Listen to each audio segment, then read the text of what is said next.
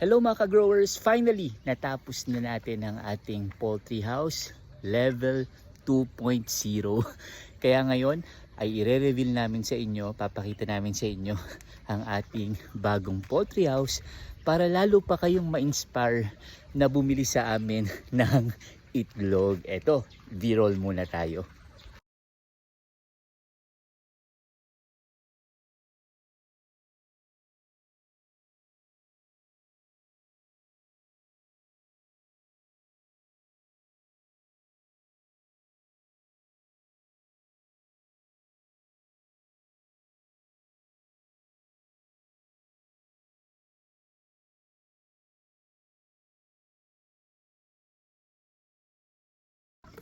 Ayan guys, napasilip namin sa inyo ang aming poultry house. Ngayon papasok tayo sa loob. So naglagay kami dito ng hagdan.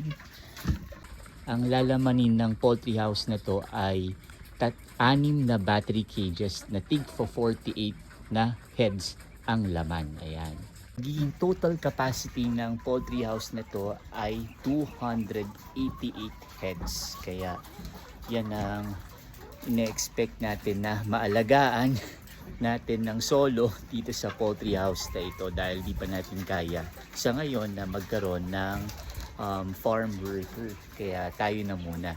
At yung sa assessment namin, yung 288 heads na yon is manageable sa isang tao na mag-aalaga, which is ako yon. Okay, aalala ninyo, itong net trim na ito ang ginamit natin sa pinakauna nating farm. Nirepurpose natin dito sa poultry house para makatipid tayo.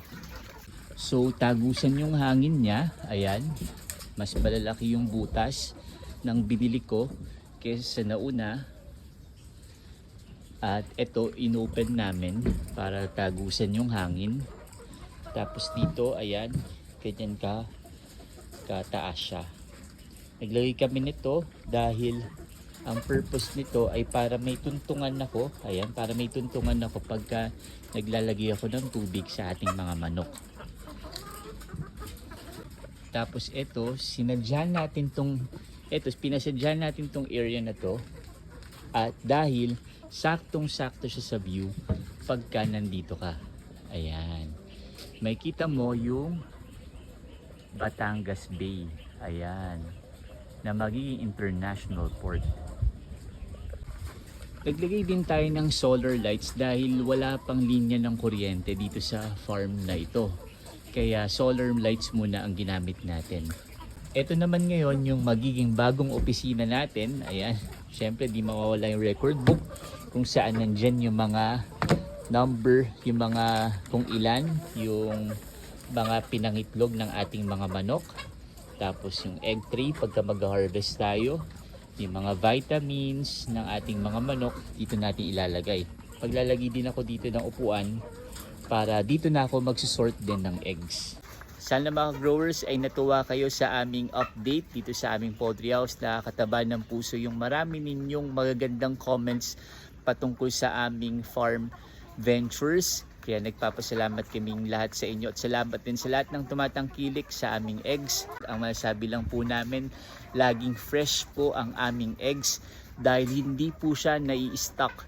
Pagka-harvest po ay nade-deliver na agad natin siya sa ating mga customer. Kaya tiyak po na fresh na darating sa inyo ang ating mga itlog. Kaya kung gusto niyo pong umorder, mag-message lang po kayo sa aming Facebook page, sa Leave It To Us, or dito po sa aming Facebook page na Grow with Tep and Tap. Mga ka-growers, sana ay nakapagbigay kami ng kaunting inspirasyon sa inyo na subukan din ang larangan ng agrikultura. At maraming salamat sa inyong patuloy na pagsuporta sa aming mga farm ventures dito sa aming page na Grow with Tep and Tap. See you again sa ating next farm venture.